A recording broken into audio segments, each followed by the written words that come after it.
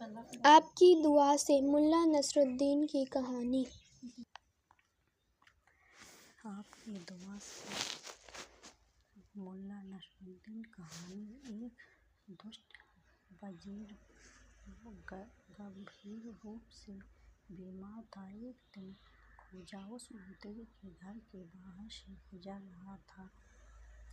उसने देखा कि वजीर का पेट खराब के दरबार पर खड़ा था।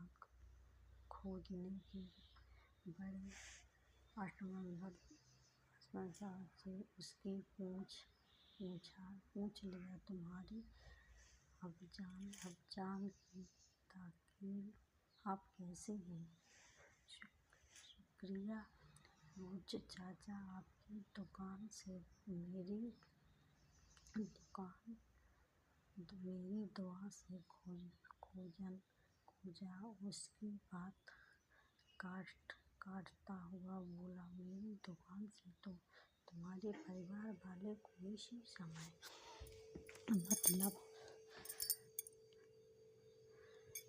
मतलब मानना चाहिए। इतना कहकर खोजा आगे की ओर बढ़ गया।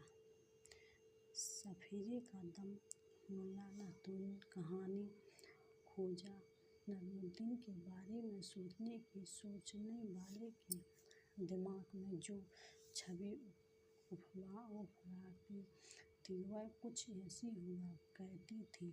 एक बड़ी सी अचानक बहाने सिर पर गोल्डन टोकरी रखकर चूड़ीदार पायजामा पहने कंधे पर सवार लंबी दाढ़ी वाला आदमी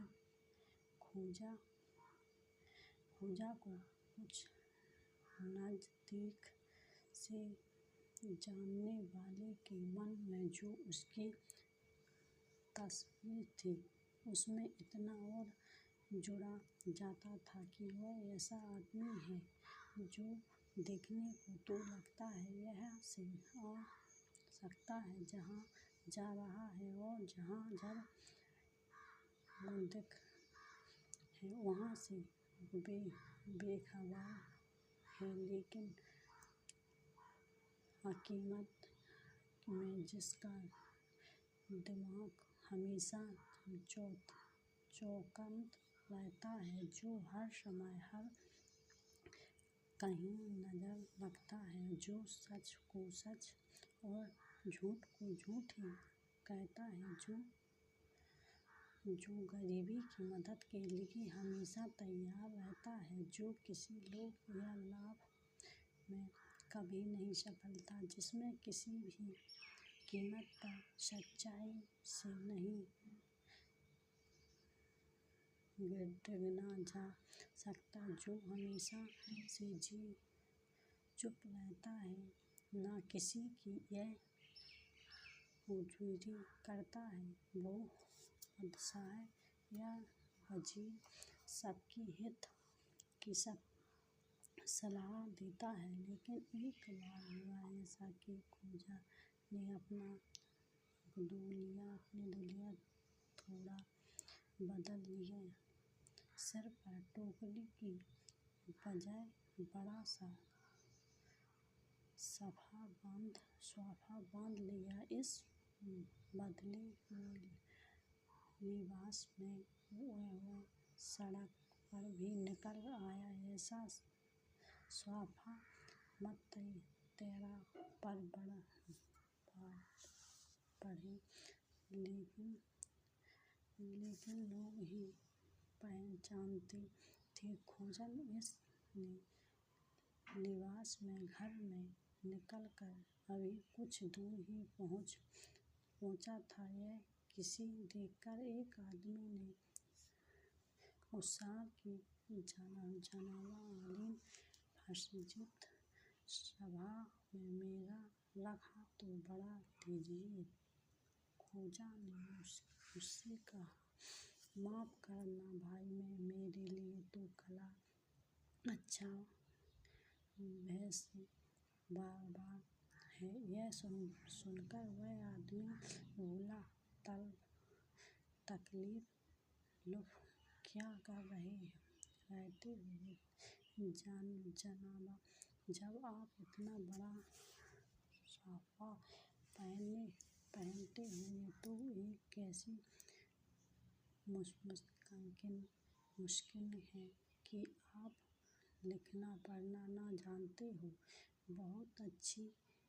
अगर आप मेरी सेफ में इतना दम है कि इस पहनकर विदा अपने आप और जाओगे तो यह साफा तुम पहन लो और अपना खत खुद पढ़ लो। वह आदमी तक भी मानने को तैयार नहीं था कि साफे वाला यह आदमी सच कह रहा है। उसने कुछ शिकायत की जल्दी में कहा, जनाब, आप तो मेरा एक खत पढ़ने के मामले में नखरे दिखा रहे हो। आपकी जगह यदि हम खोजा से टकराया होता तो वह न केवल मुझे खत पढ़ने को सुना देता बल्कि हाथों हाथ इसका जवाब भी लिख देता। उस रंगीत की बात सुनकर खोजा के चेहरे पर हंसी आ गई। हंसते हुए उसने लहजेदार से कहा, तुम ठीक कहते हो। खोजा ऐसे ही कहता और अभी भी वैसा ही करेगा। मैं खोजा ही हूँ। मैं पढ़ना भी जानता हूँ और लिखना भी जानता हूँ। तुम्हें यह खत पढ़कर भी सुनाऊँगा और इसका जवाब भी लिखकर दूँगा। मैं दरअसल आप लोगों को यह बताने के लिए कहता हूँ कि केवल साफा बांधने से कोई पढ़ा लिखा नहीं हो जाता है। खोजन की बुद्धिमानी मुल्ला नसरुद्दीन की कहानी। नगर में एक सेठ से घर चोरी हो गई। चोरी सेठ के घर में रखे आभूषण, नकदी आदि सभी चुरा ले गए। सेठ का ध्यान सबसे पहले अपने नौकर पर ही गया, लेकिन कोई भी नौकर गायब नहीं था। तब वह नसरुद्दीन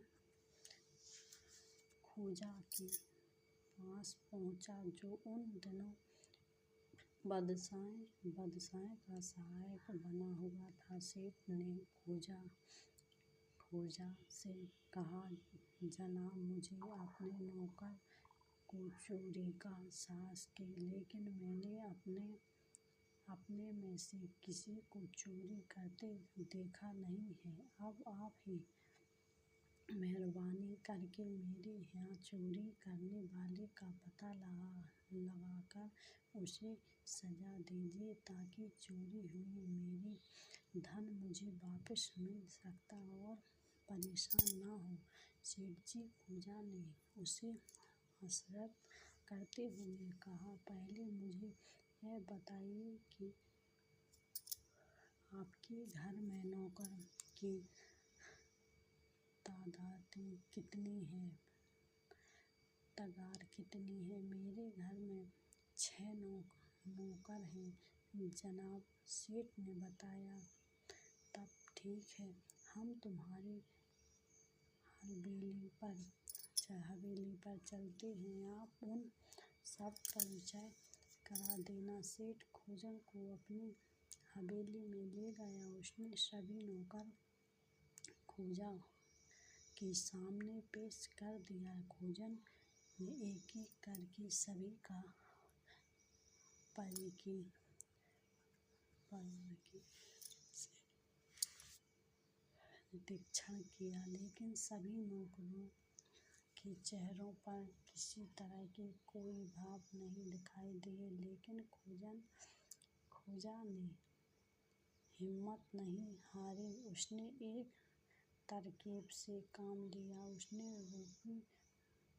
रोटी का एक मजबूत धागा मंगवाया। उस धागे की उसने 6 बराबर के टुकड़े किए और धागे का एक टुकड़ा 6 को देते हुए कुछ मंत्र पढ़ते हुए बोला, मैंने इस धागे के बराबर टुकड़ों कर तुम 6 व्यक्तियों को दिया है। कल सुबह मैं फिर आऊँगा और इन धागों के टुकड़ों का परीक्षण करूँगा। तुमसे भी जिसने भी चोरी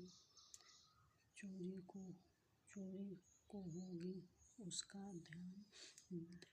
एक धागा बढ़ जाएगा। ऐसे कहकर उसने 6 नौकरों को अलग-अलग कोठरियों में बंद करवा दिया, जिससे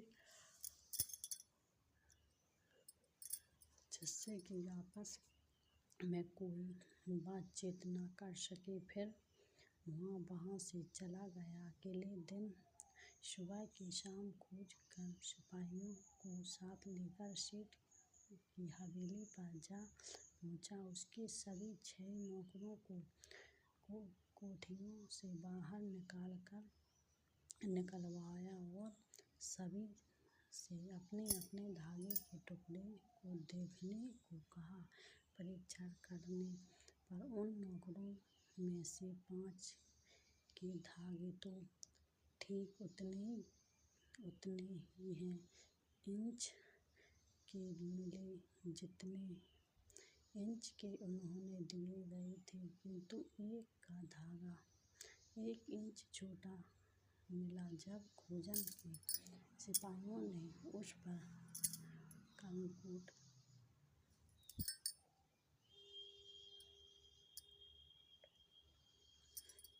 कोट फटकारा शुरू किया तो उसने सच्चाई उगल दी।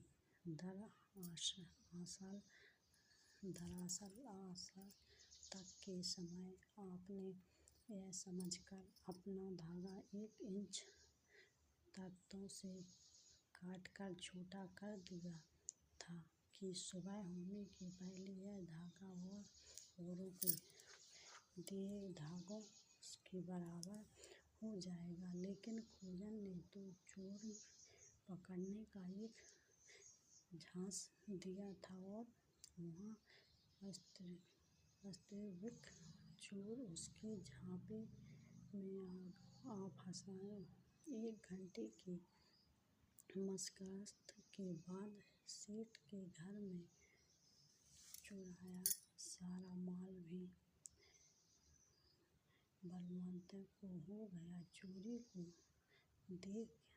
देखे खाने में डाल दिया गया और सेठ को उसका माल लौटा दिया गया। सेठ ने खोजन का बहुत आभार माना और उसके इनाम देना चाहा, लेकिन खोजन ने यह कहते हुए इतना इनकार कर दिया कि यह उसका कर्तव्य था। खोजन के इस त्याग से बादशाह भी बेहद खुश हुई। उसने खोजन की पीठ थपथपा कर उसे शाबाशी दी। इससे खोजन का विश्वास और भी दृढ़ हो गया। अनमोल तोहफा। एक बार बादशाह ने देश के तमाम बड़े अफसरों, साहिबों और बुद्धिमान लोगों को अपने यहाँ भोजन पर आमंत्रित किया। सभी लोग सज्जन अवतरण कर बादशाह के यहाँ पहुँचे। इन मेहमानों में खोजन नसरुद्दीन भी था। बादशाह के निमंत्रण पर आए उन सभी लोगों में से किसी की भी समझ में यह बात नहीं आ रही थी कि आखिर हमारी कैजूर बादशाह ने यह दावत दी और दावत दी क्यों दी, सबसे ज़्यादा उलझना में था खोजन। बादशाह के यहाँ दावत पर पहुँचते सभी लोग यहाँ देखकर हैरान थे कि बादशाह ने उन्हें बुलाया था तो शायद इसलिए कि वह उन्हें सिला पिलाकर इस महीने तक नए-नए बहानों से नई-नई टर्टिकियाँ लगाकर उनसे दावत की कीमत वसूल कर ली। लेकिन खोजन के पास तो एक कंधे के अतिरिक्त और कोई बोझ भी नहीं है। वैसे ही बादशाह जिन दिनों बीमार चला रहा था तब खोजनों को दूसरे की सोची थी। उसके बाद तो बादशाह को खोजन पर शक भी नहीं देखना चाहिए थे। खैस 10 खाना पीछे सबसे 6 कर भोजन दिया, डरा ली और खाना की तैयारियां करने लगे। तभी देखते क्या राजमहल के भीतर से कुछ कर्मचारी उपरोक्त टोकरी लेकर आ रहे थे। पहले तो उन्हें यही लगा कि जो उपहार लेकर वे यहाँ आए थे और बादशाह की नज़र किसी दूसरे उपहार वापस आ रहे थे। लेकिन जब तमाम टोकरी में एक जैसी चीज़ ही नज़र आई तो उनका अंदाज गलत निकला। बादशाह ने तमाम मेहमानों को कपटते एक का जोड़ा भेंट दिया। सबके अंत में बारी आई खोजन की। उसे भी एक जोड़ी कपड़ा भी दिया गया, लेकिन खोजन को दिया गया जोड़ा बाकी तमाम लोगों से एकदम अलग-अलग। वह जोड़ा आदमी के पहनने वाले कपड़ों का न होकर कंधे की पीठ पर रखी जाने वाली जमी का था। खोजन ने जैसे ही उस जोड़े को देखा उसे समझते देर नहीं लगी कि उसने अपमानित करने की उच्छेचा से ही उसे इस दावत में आमंत्रित किया गया। सबके सामने बादशाह ने उसे यह जानने की कोशिश की कि वह एक जोड़े कपड़े के अलावा भी नहीं है। बादशाह के नन्हे हाथ में मुझे ज़्यादा औकात मेरे कंधे की है। फिर इससे पहले कि वहाँ मौजूद मेहमान खोजन की हंसी उड़ाएं, खोजन ने हंसते हुए कहा, मेहमानों, आप देख रहे हैं कि बादशाह हुजूर मुझे आप सबसे ज़्यादा पसंद करते हैं, इसलिए उन्होंने आप सबको तो बराबर में मिलने वाले आम रेशम के कपड़े का जोड़ा दिया है, लेकिन मुझे तो उन्होंने स्वर्ण का जाम भी भेंट में दे दिया। खोजन की बात सुनकर वहाँ उपस्थित सभी मेहमान ठरने लगकर हंसने लगे। लेकिन बादशाह के चेहरे पर जैसे कल की है पुत गई। वह मुँह फेर कर चुपचाप महल में चला गया। बाटुक की रक्षा मुल्ला नसरुद्दीन कहानी जन आकर्षित यात्रा पर जाता रहता था। जबकि वह घर के बाहर निकलता, उसके साथ उसका वफादार कंधा और कुछ जरूरी कपड़े की हुआ करते थे। पैसे का तो यह हाल था कि कभी-कभी जेब में होते ही नहीं थे। खोजन जब से भी यात्रा पर जाता था, किसी न किसी मजदूर असहाय की मदद करने ही जाता था। इसलिए वहाँ जाकर कहीं पहुँचता, वहाँ से लोग उसके भोजन और रहने की व्यवस्था करा दिया करते थे। जब खोजन देखता था कि वह जिसकी मदद के लिए आया था वह खुद ही मुश्किलों में ही अपना गुजारा कर रहा था, तब खोजन खुद कोई काम धंधा करके अपनी रोजी रोटी का इंतजाम कर लिया करता था।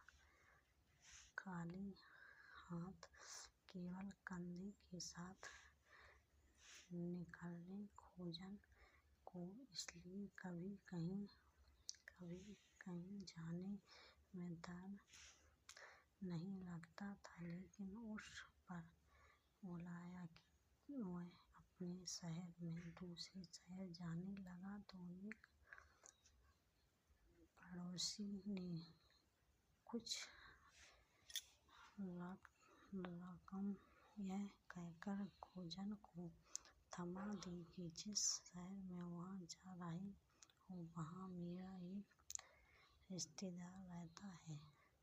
मेहरबानी कर यह रकम तुम उसे दे देना। फिर यह कि खोजन यात्रा पर निकल तो पड़ा, लेकिन जिस शहर तक से पहुँचना था वहाँ पहुँचने से पहले ही रात हो गई। इसलिए एक रात व्यवस्थित करने के लिए वहाँ एक समय में रुक गया, इस डर से कि कहीं कोई पैसे न चुरा ले। उसने सोने से पहले अपना बटुआ अपने सिरहाने के नीचे रख लिया। खोजन के पास ढेर सारे रुपए थे। भरा बटुआ देखकर शहर के मालिक के मुँह में पानी आ गया।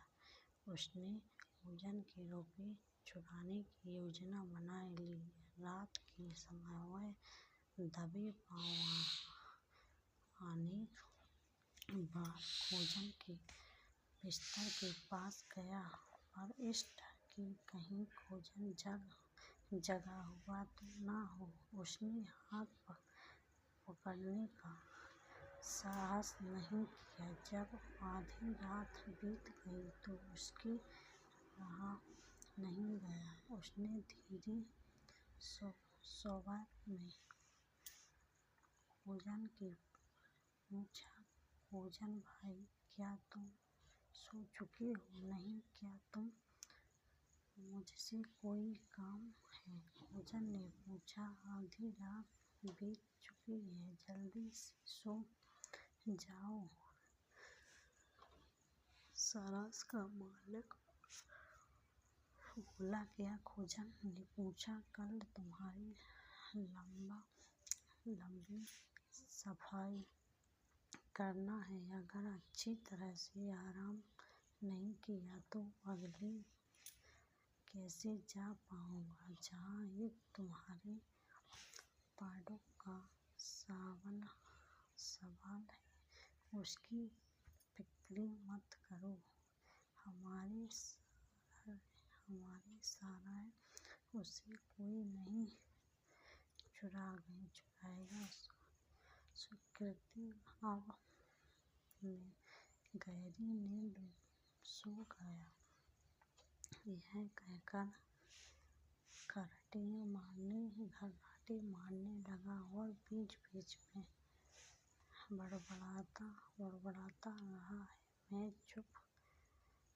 मैं सो चुका हूँ। सारस के मालिक का कहना है कि उसकी सराय में मेरा बटुआ कोई नहीं चुराएगा। उड़ने वाला घोड़ा। नसरुद्दीन कहानी। एक दिन उदासी भरे लज्जित बादशाह खोजन ने बोला, खोजन, बहुत दिन से मेरी इच्छा है कि आकाश में उड़ता पूरी दुनिया की सैर कराऊंगा। मैं दुनिया से नदियों, शहरों, गाँव, जंगल और मैदानों को देखकर अपना ज्ञान बढ़ाना चाहता था।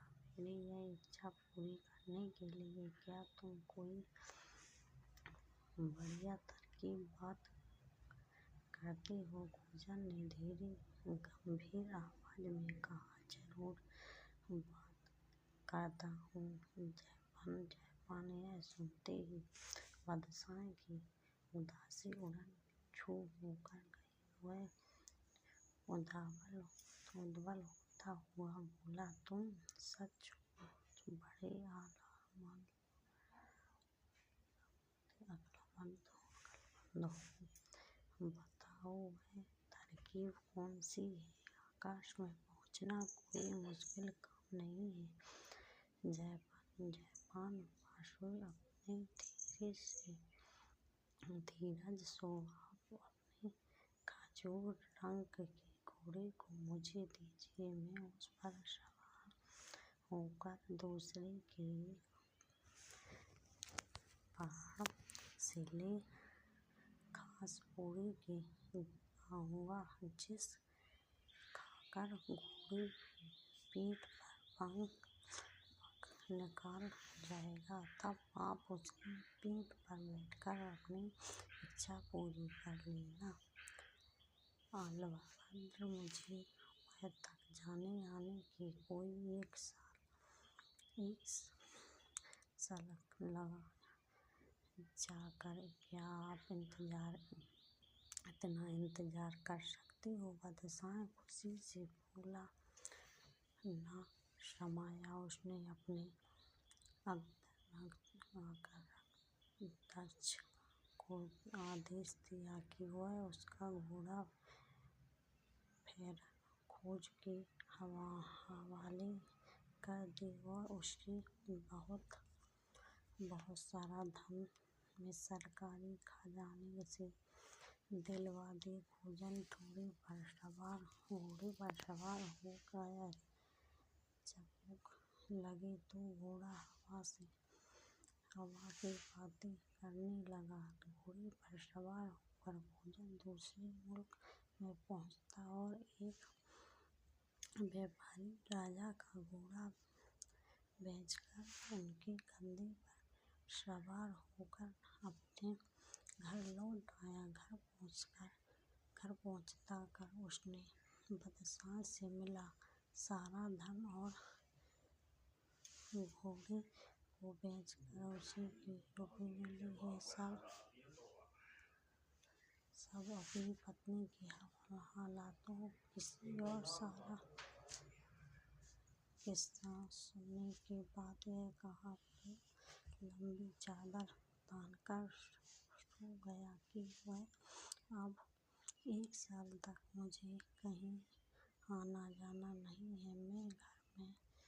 यह बात किसी को न बताई। पत्नी ने सारी बात सुनी तो वह अपनी हंसी न रोक पाई, पर साथ ही उसे कुछ चिंता भी होने लगी।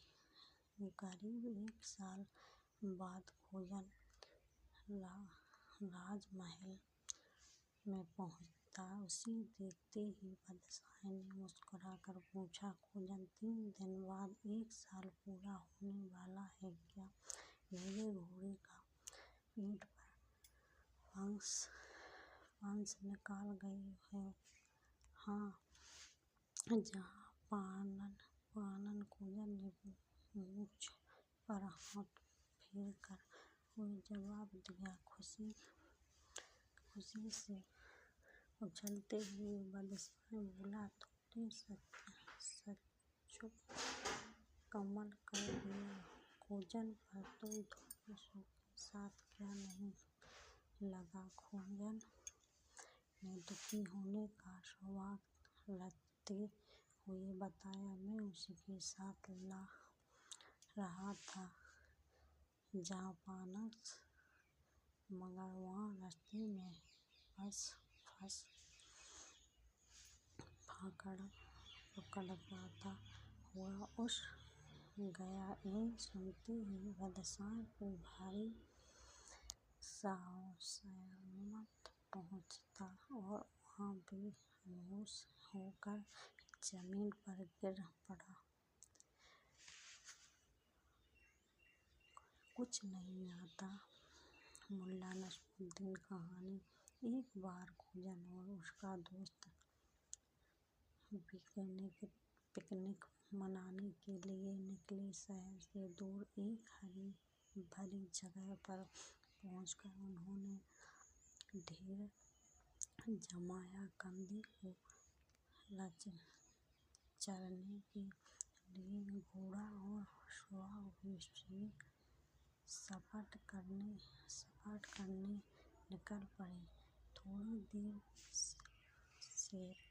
सैर के बाद जब पेट में भूख से हुड़हुड़ी सी उठने लगी तो अपने सामान के पास आए और पुलाव पकाने लगे। जैसे ही खोजन ने सारा सामान फैलाया, उसका दोस्त बोला, खोजन, मुझे ना तो अगर आग जलाती आती है और ना ही सब्जी काटनी आती है और ना अगर मैं देगची रखने मुझे दरअसल कुछ नहीं आता। यह कहकर वहाँ एक पेड़ की छाया में चादर तान कर सो गया। खोजन ने गजर काटी, आग जलाई और उस पर देगची रख दी। फिर उसने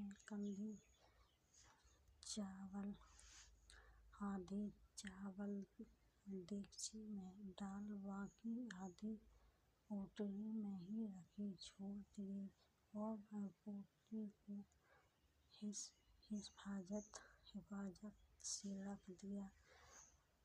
पुलाव बनाने में जितनी देर लगी, खोजन पुलाव का पकाना एकटक देखता रहा।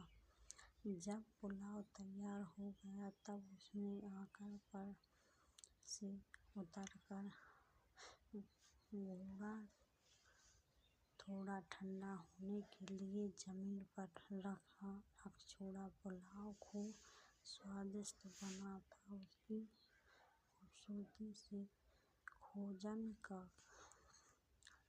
गधा भी प्रभावित हुआ। बिना न रह सका, वह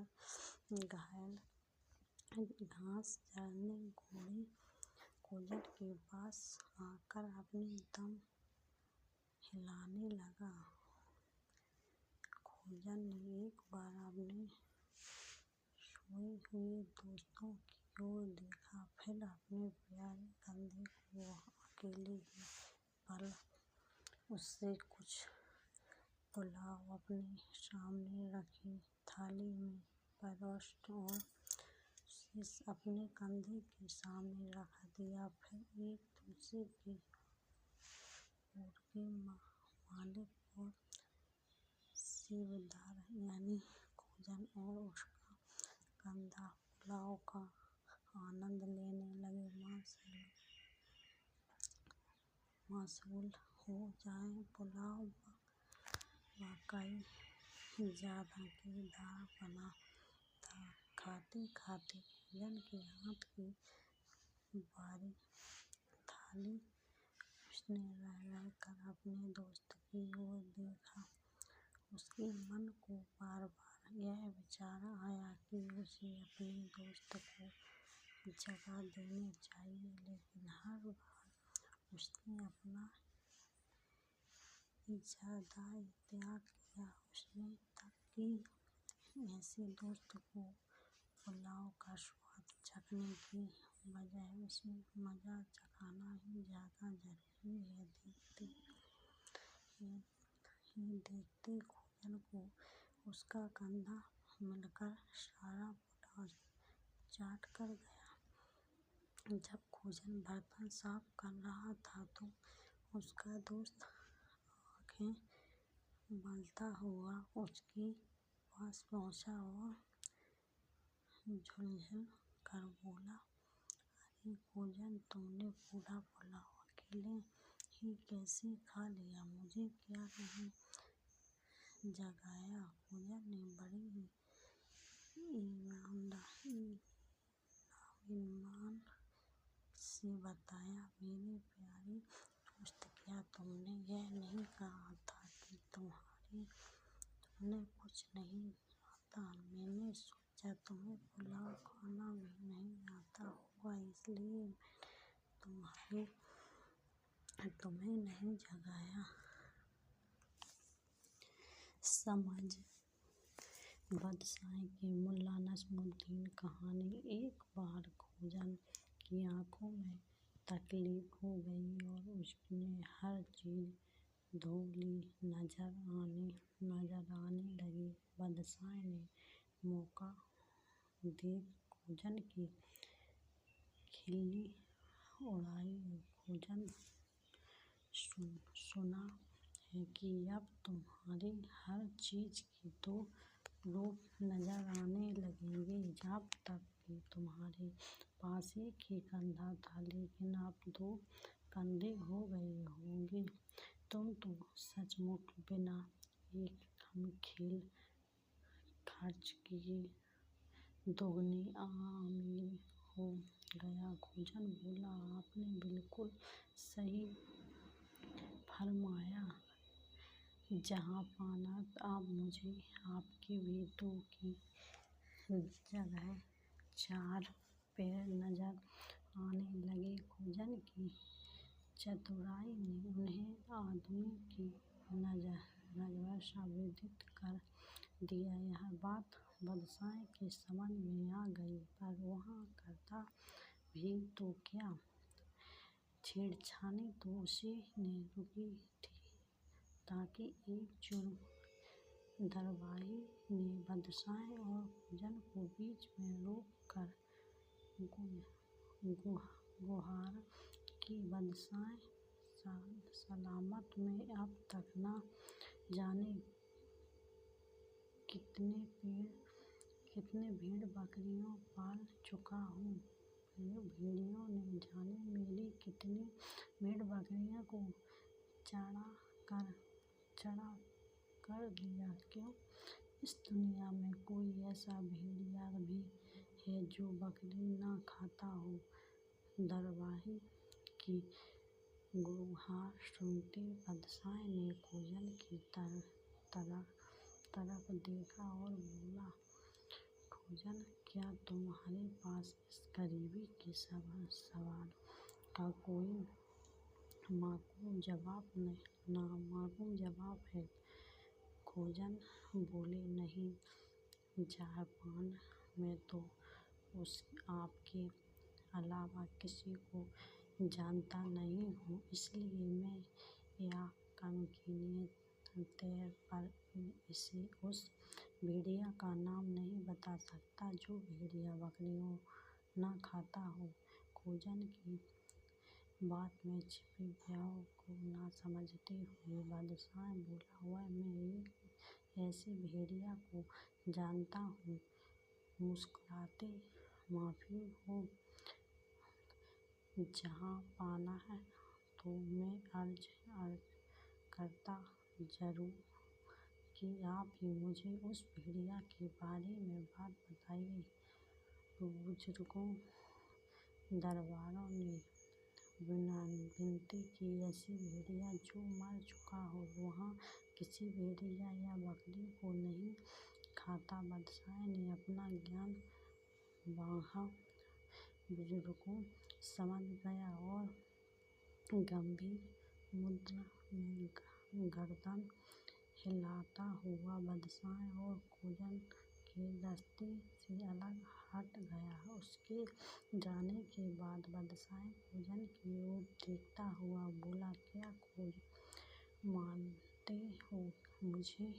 आज मैं तुमसे ज़्यादा समझ मस्तिष्क मौजूद है। खोजन ने बिल्कुल किया, हाँ, जहाँ पाना है तो अभी उजागर हो चुका है। फिर मुझसे ज़्यादा अक्ल भला होगी भी क्या नहीं? उसे खर्च ही कहाँ होता है।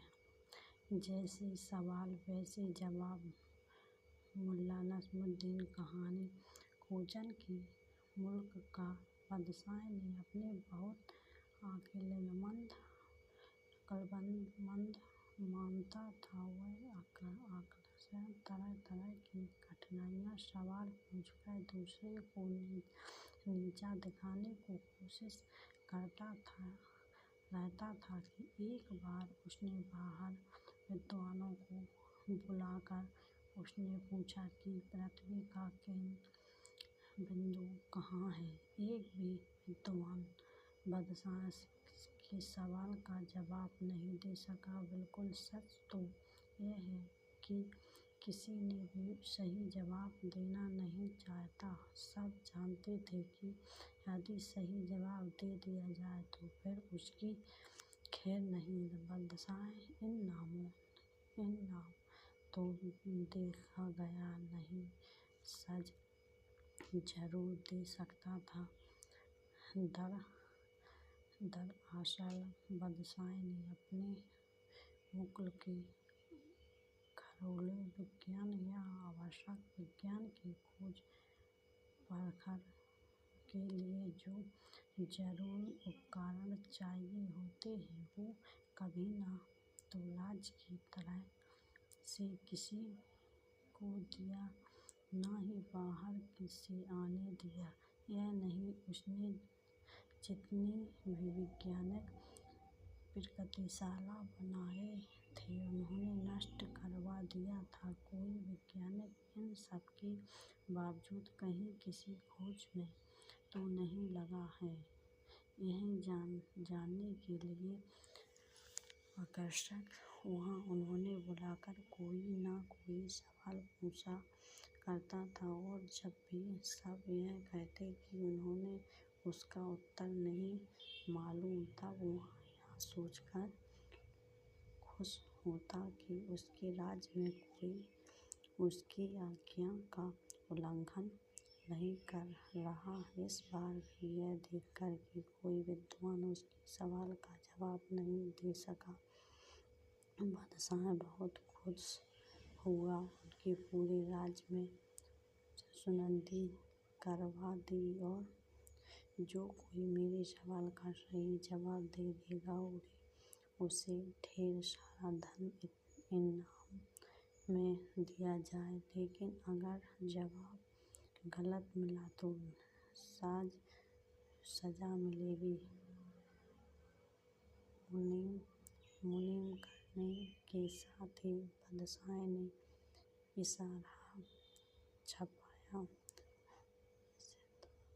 इश्तार छपाया कर जगह जगह लगवा दिया। यह सुनकर खोजन ने मन ही मन में शीघ्र किया कि अपने विद्वानों का मजाक उड़ाने वाले, उन्हें डराने वाले और उन्हें उनके ज्ञान का विस्तार न करने देने वाले इस बादशाह को वह सबके शिकार ही करेंगे। यह तो बहुत से लोग ने उस मुनद्दी को सुनाया, उन इशारों को पढ़ा, लेकिन कोई भी बादशाह के सवाल जाने नहीं गया। अलबत्त खोज अपने गंध पर सवार होकर राज दरबार की ओर चल पड़ा। खोजन ने तय किया कि वह महल में पहुँचते ही बादशाह के बारे में बारी से हर सवाल का ऐसा जवाब थमाएगा कि बादशाह भविष्य में किसी भी विद्वान से तो दूर बात आम जान से भी कोई सवाल करने से पहले 10 बार सोचेगा। बिल्कुल मैं उसी बादशाह की सनक के चलाने का खासी हाथ होती है।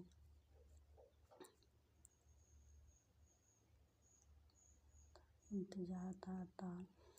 लोग बादशाह के दरबार में जाना पसंद नहीं करते थे। बादशाह ने खोजन से प्रश्न किया, क्या तुम जानते हो कि पृथ्वी का केंद्र बिंदु कहाँ है? खोजन ने तुरंत जवाब दिया, हाँ जहाँपन, जानता हूँ। पृथ्वी का केंद्र बिंदु मेरे कंधे की टांग के नीचे है।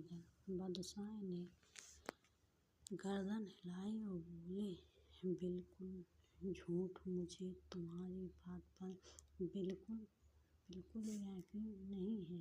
आप पृथ्वी को नाप कर देख लीजिए। अगर मेरी बात गलत साबित हो तो मुझे जरूर सजा दीजिए। खोजन ने चुनौती दी। बादशाह को कोई जवाब नहीं सूझा। उसे खोजन की दलील पर मौन जाना पड़ा। अकेले ही पल उसने दूसरा सवाल दबाया, अच्छा यह बताओ, आकाश में कुल कितने सितारे हैं? आपकी दादी के बालों में बराबर।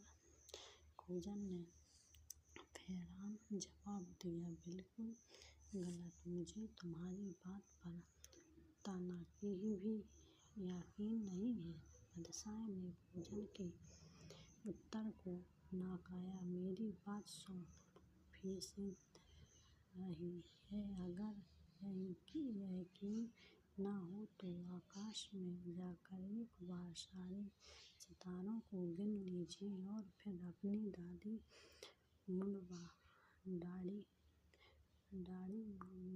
मुड़वा कर उसके एक-एक बाल को गिन लीजिए। यदि दोनों में से संख्या बराबर न निकली तो आपकी जीभ में आग। वह सजा मुझे दे दीजिए। खोजन ने फिर मजबूती कर्तव्य कर रहा। अपनी दाढ़ी मुड़वाने की बात सुनकर तो बादशाह ने इस सवाल पर और बहस करने का राहत ही छोड़ दी और अलग सवाल कर लिए, अच्छा तुम मुझे यह बात बताओ कि मेरी दाढ़ी में बाल कितने हैं? सही संख्या बताइए और वहीं खड़े बताइए। खोजन ने एक हाथ में अपने कंधे की पूंछ उठाई और दूसरे हाथ में बादशाह के मुंह की ओर इशारा करते हुए कहा, आपकी दाढ़ी में बालों की संख्या मेरे कंधे की पूंछ के बराबर की संख्या के बराबर है। यह सुनकर बादशाह बेहाल कर गया। बोला, बदतमीज कहीं, क्या कैसे मुमकिन हो सकता है? खोजन के चेहरे पर जरा भी मुस्कान नहीं आई। उसने अनुरोध किया, जहाँ पाना है। जैसा ही मैंने पिछले सवाल का जवाब में कहा था, आप अपनी दाढ़ी के बाल को गिन लीजिए और फिर मेरी कंधे की पूंछ के बाल भी गिन लीजिए। दोनों बराबर निकले तो जो सजा आप देना चाहते मुझे दे दीजिए। खोजन की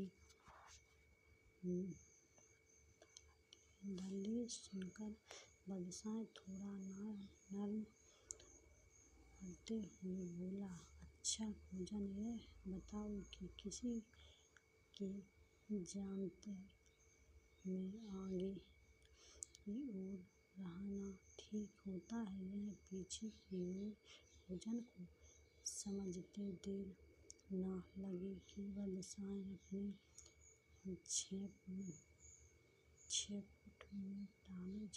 मिटाने के लिए बात पलट रहा है। उसने भी बारी बारी से जवाब दिया, बादशाह सलामत, मेरा तो मानना है कि ताबीज़ के आगे पीछे रहने से कोई फर्क नहीं पड़ता।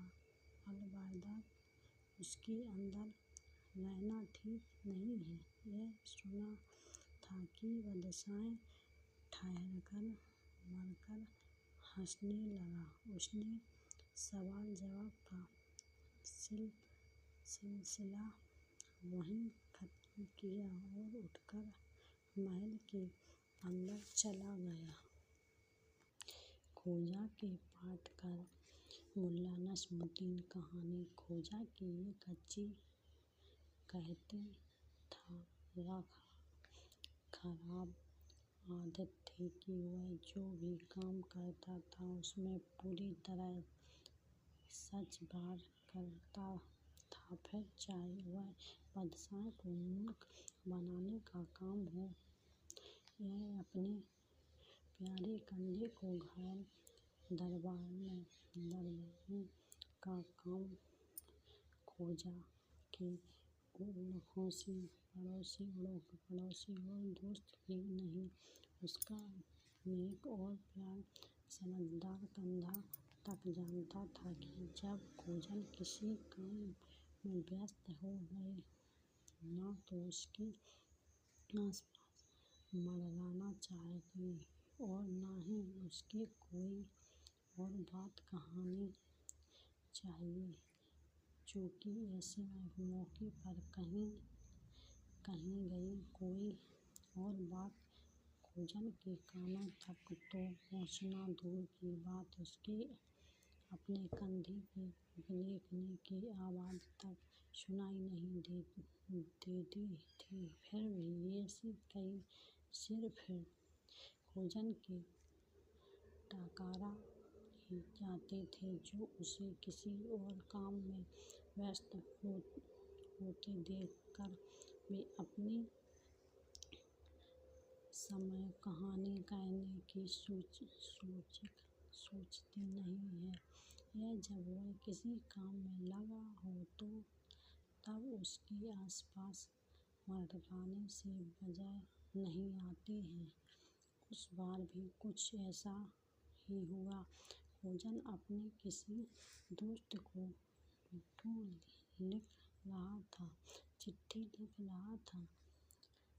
इतने में एक आदमी दबे पांव उसके पास आ पहुंचा और चुपचाप उसके पीछे खड़ा होकर चोरी से चिट्ठी पढ़ने लगा। खोजन को इस बात का पता चल गया। उसे उस आदमी की तरह एक बेजर हरकत करने लेकिन उसने न तो टोका और न दूर हटने को कहा। उम्मीद थी कि आने वाला आदमी खुद ही समझ गया होगा कि वह एक गलत काम कर रहा था, इसलिए वह बहुत जल्दी उससे दूर हट जाएगा। काफ़ी देर हो गई लेकिन उसे ना खोजन के पीछे से हटाने की समझदारी नहीं दिखाई। तब खोजन ने उसे सबक सिखाने की एक योजना बना ली। उसने खत लिखना जारी रखा लेकिन खत में जो लिखना शुरू किया वह इबादत कुछ इस प्रकार थे। मेरे प्यारे दोस्त, मैं तुम्हारे बहुत कुछ लिखना चाहता हूँ लेकिन इस वक्त मेरे पीछे एक बदतमीज और बेशर्मी आदमी खड़ा है। चोरी से मेरी खत पढ़ रहा है। यह पढ़ते ही वह आदमी बौखला गया और खोजन के सामने आकर एतराज करने लगा। तुम मुझे गालियाँ क्या दे रहे हो खोजन? मैंने तुम्हारी चिट्ठी कभी पढ़ी? खोजन बोला, ओए तुम तो बदमाशी में ही नहीं, ज़रूरत से ज़्यादा अक्लमंद भी मालूम होते। तुमने मेरी चिट्ठी नहीं पढ़ी तो तुम्हें कैसे पता चला कि मैं चिट्ठी में तुम्हारी बुराई लिख रहा हूँ? क्या तुम बिना पढ़े केवल किसी के हाथ चलाने की ठान से ही यह समझ जाते हो कि सामने वाला क्या लिख रहा था? अगर तुम वाकई इतने समझदार हो तो तुम्हें यह भी समझना होनी चाहिए कि कभी किसी दूसरे का खत नहीं पढ़ना चाहिए। इससे पहले कि खोजन उसे उसकी बेजाय हरकत के लिए और संबोधित करे, उसने खोजन के पास से भाग खड़ा।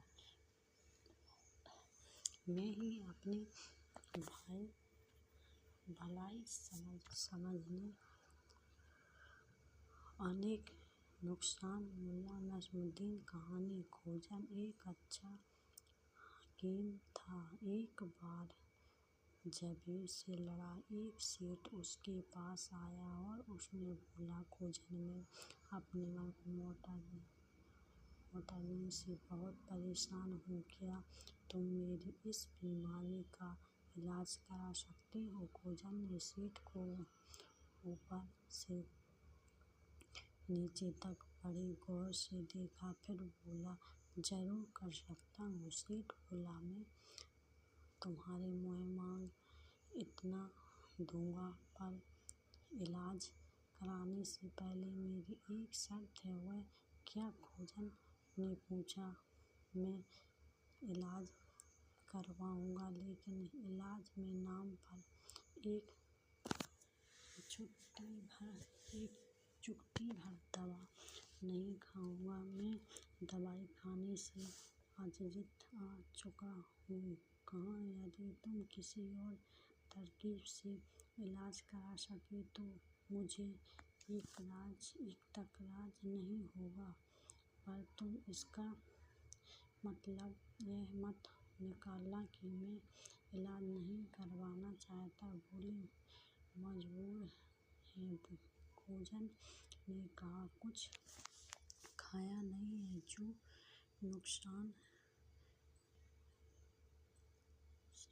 नुस्खा लिखा रहा हूँ उसे घर जाकर पढ़ लेना। इसके साथ ही खोजन ने एक गाजर पर नुस्खा लिखा और उसकी गुड़िया की तरह मोड़ कर सेठ के हाथ पर रख दिया। नुस्खे में लिखा था, आप 15 दिन में अंदर मर जाओगे। खोजन की रिश्तेदारी के अनुसार घर पहुंचकर सेठ ने जैसे ही वह अनेक नुस्खा पढ़ा उसकी तो पैरों तले जमीन खिसक जाएगी। अकेले ही पल सेठ पागल पर ठिर हो गया। घबराहट से मरने ना तो वह नाम खा पाया और ना एक घूंट चाय पी सकता। अकेले 15 दिन की सेठ ने मोटी शरीर की चर्बी ऐसी गवाई हुई गई जैसे कभी भोजन के कंधे के सिर में से गायब हुआ हो कि सेठ की काया का मंत्रा रह गई। जब 15 दिन बीत गए तो फिर से वह खोजन के पास पहुंचा। सेठ ने देखते ही खोजन को बोला, आप जरूर मुझे अपने इलाज के बदले इनाम देने होगे। सेठ झुकलाकर बोला, खोजन तुमने मुझे धोखा क्यों दिया? मुझने तो कहा था कि मैं 15 दिन के अंदर मर जाऊंगा, फिर भी जिंदा कैसे हूँ? खोजन ने सेठ को आड़े लेते हुए कहा, ज्यादा जल्दी ना दिखाइए सेठ जी, जो मेरे नुस्खे की बदौलत आपने फालतू चर्बी से छुटकारा पा लिया है, इलाज जल्दी